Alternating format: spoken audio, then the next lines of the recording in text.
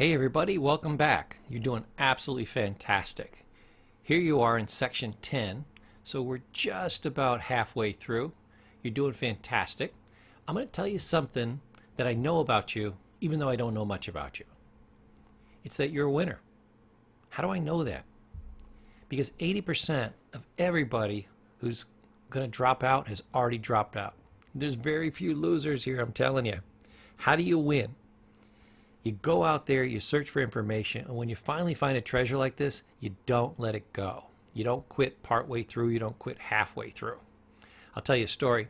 I was actually buying some books. I found this really cheap bookstore in New Hampshire, and they would sell the books for maybe 25 cents, 50 cents, so I would grab a bunch. I knew what all the good self-help books were, and I found one on physical and sexual abuse. And I'm flipping through it, and all of a sudden these Polaroids drop out. There was like 3 or 4 of them.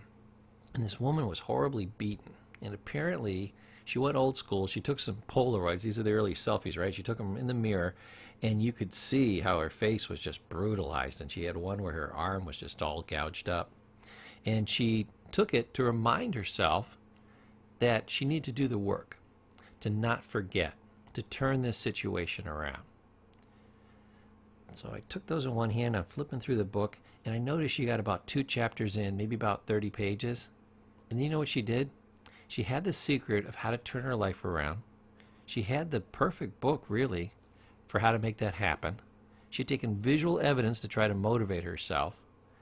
And then about an hour into reading the book, she quit, and she sold it for about 10 cents. Don't ever do that to yourself. Okay, speaking of which, this is a very sensitive section, so I hope I don't say anything that makes anybody feel discomforted, or as if I'm taking this lightly. This is a very sensitive area. A lot of people are the way they are, do the things they do, that's the name of the course, right? Because they have old wounds. They have a history. And the first thing I want to tell you is that people falsely associate with their history and their old wounds. That woman who was brutalized, she is not her wounds. That is something that happened to her. She can move on, she can start her life again, and she doesn't have to carry it forward. And I'm going to tell you, the vast majority of people don't. But there's a certain population that they say, oh, I paid such a high price for this. It cost me so much. Hear the words price, cost. We think when things have a price or a cost that they have value.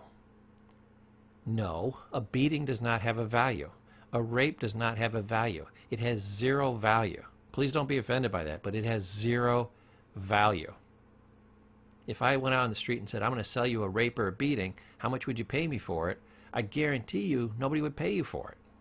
They pay you to get the hell away from them. But it's not worth $1. Your pain, horrible as it may sound to some of you, has absolutely 0 street value. It has no value whatsoever. Drop it. Let it go. I'll tell you a story.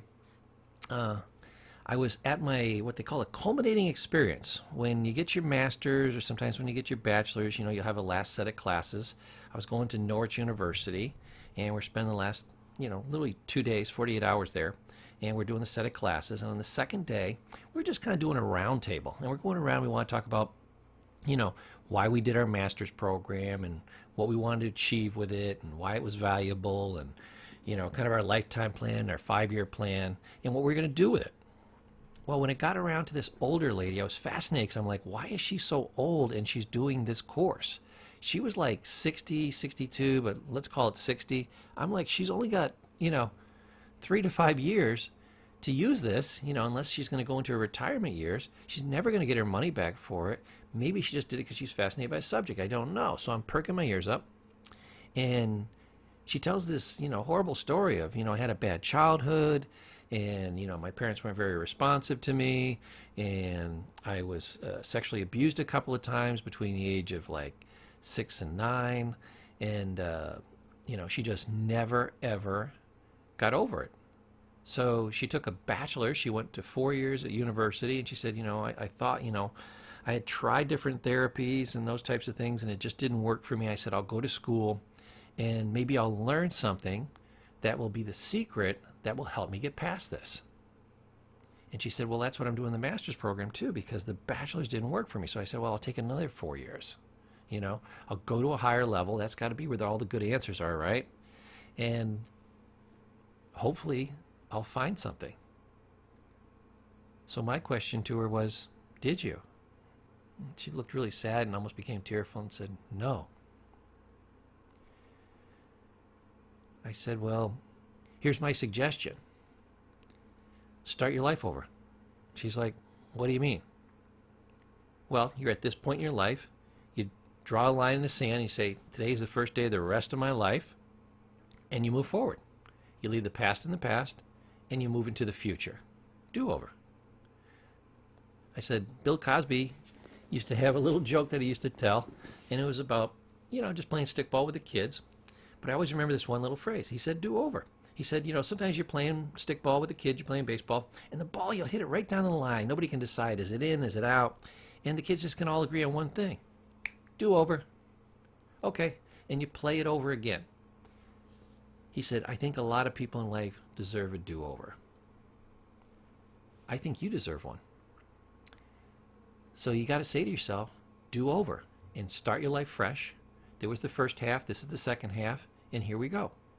She's like, oh, you can't do that. I said, no, you don't understand. It's absolutely doable. She's like, absolutely not, you can't do that. I'm like, no, sweetheart, you don't understand. It's absolutely doable. I'm not asking if a person can do it.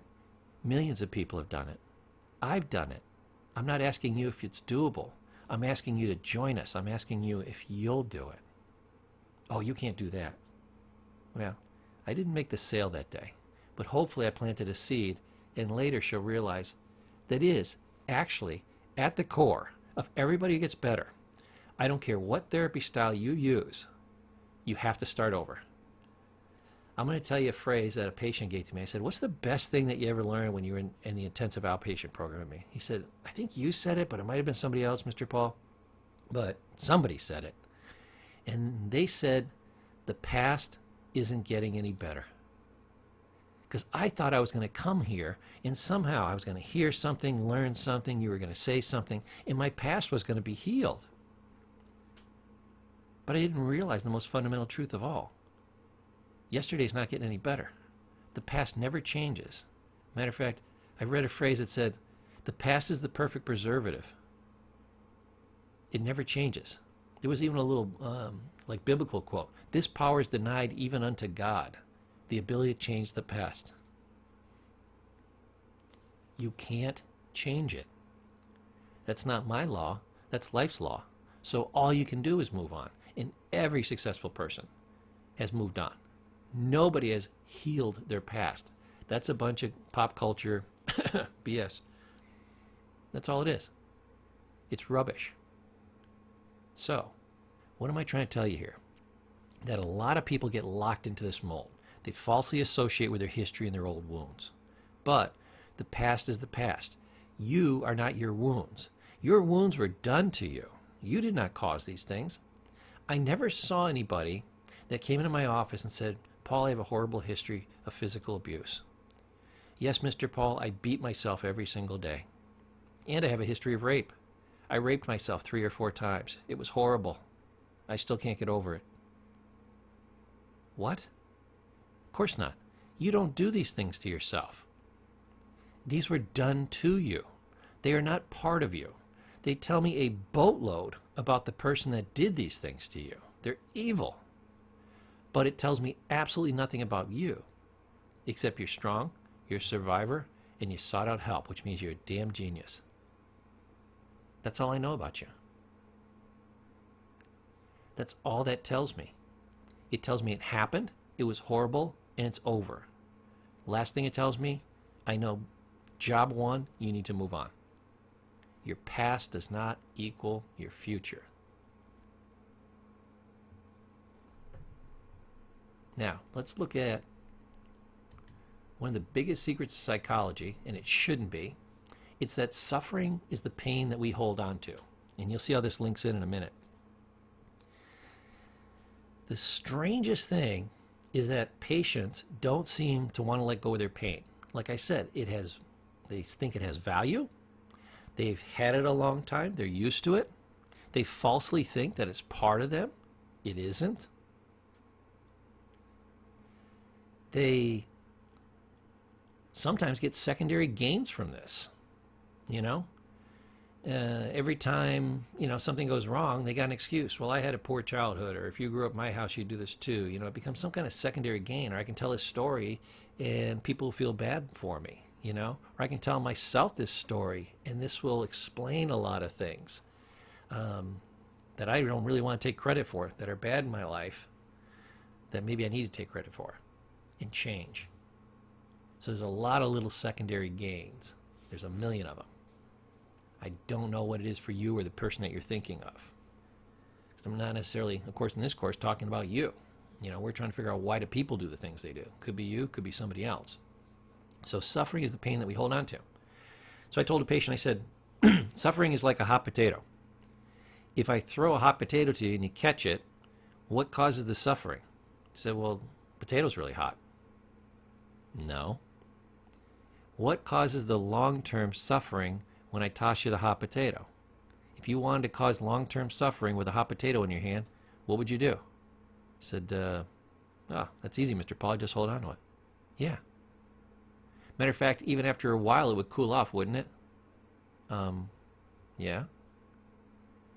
So you'd have to reheat the potato, right? If you wanted real long-term suffering, make it last year after year after year. Yeah. So what would you do? So I don't know, Mr. Paul. I guess I'd microwave it and put it back in my hand. Yeah, you'd recharge it, literally. How do we recharge a painful memory? By thinking about it over and over and over again. By rehearsing it in our mind. By playing the tapes over and over in our head. By making it big and bold and bright and emotionally intense. Otherwise, these things fade over time. He said, geez, I never thought of it that way, Mr. Paul. I said, let's go to the most important part. If you want the potato to stop burning your hand, how do you solve it? He said, oh, that's easy. Just let go. I said, yeah. Easy to say, a little hard to do, but it's kind of like meditating. It's not that hard a mental trick, but you just got to kind of you got to tune it in, find the right frequency. So it's not hard. It might take you a few days or a couple of weeks, but you'll tune it in, you'll figure out how to let it go, and that'll be the end of it. All suffering, I don't care if it's anxiety, depression, bad childhood, whatever it is, suffering, mental pain and anguish is the pain that we hold on to. Solution, let it go. Now, here's a good technique for kind of understanding this at a little deeper level and also how to let it go. There are two times that don't exist. The first one is the past. People that are trapped in the past have the illusion that the past actually exists, that it has power in the present. It doesn't. It's the past. If I said, show me one thing from your past, you couldn't. Because everything that's now exists in the now. You could even go grab me an antique and say, oh, here's something from the past. I said, no. In the past, it would have been brand new. Why are you showing me this old piece of crap? In the past, it was brand new. So to show me the past in the present, you'd have to show me this brand new piece. You can't show me an antique. That's an old piece of crap in the present. That's not a piece of the past. It went through the past, but it's not in the past. It's not the past. Get it? Your memories started in the past. You've refreshed them, recharged them, you reheated them in the microwave, but they're from the past. And the past is an illusion. It's a story in your head about something that happened. And it doesn't exist. It existed at the time. It does not exist now, except as a memory, as a story in your head. Goal, let it go. Here's the other way people torture themselves. With another time that doesn't exist. It's called the future. They worry about things. They predict things being the same. They worry that things are never going to get better. They do all these things. The past and the future don't exist. We need to let them go. And let me show you why. Let me show you what exists in the past and the future that's causing you pain in the present. Now again, these are illusions, but it's a pretty good illusion because you're creating it.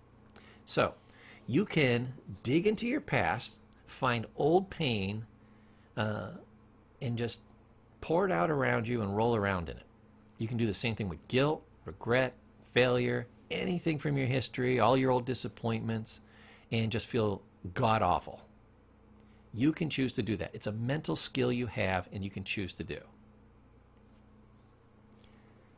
You can take images from the future. Imaginings is what they are. They don't even exist.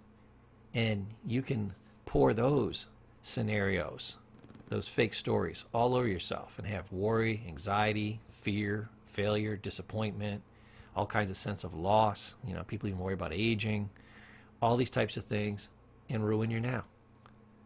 So mentally, you're grabbing things from the past and imagine things from the future, pouring them on your now, and just destroying your life. Your brain can actually do this because it has a mental mechanism. You're supposed to use it for good. This is using it for evil. You're supposed to be able to look into the past, find wonderful times that can make you feel good just thinking about them in the now, and enjoy them again. Wonderful. You can also remember times when you didn't do things so well in the past, remember how to do them better, and make your now and your future better by using these skills and being proactive. So that's great. You can also remember all your talents and use them in the now to make your now and your future better. You can use your ability to look into the future to see a brighter future, feel more optimistic about it, see things working out, so you have comfort and security in your now. You can also think about potential problems. Be proactive, solve them, and then feel good now that you can solve them and not have to have them now and not have to have them in your future. That's how you're supposed to use it. The brain is a tool. It's a dumb animal.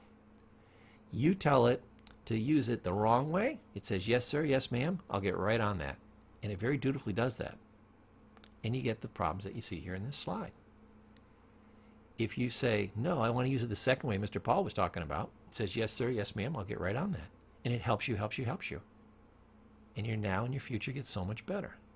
You have to decide how you want to use your tools, your gifts. Remember, the brain is a simple tool. It's like a hammer. It doesn't care if you take that hammer. The hammer does not care if you grab it and use it to beat yourself over the head and destroy your life, up to and including killing yourself. The hammer will never bitch, whine, or complain, or object. It just does what it does. Or you can take that hammer and you can build the home of your dreams. The hammer doesn't care. Your brain doesn't care. Be very careful what you ask your brain to do. That's your lesson for today, and I'll see you in the next section.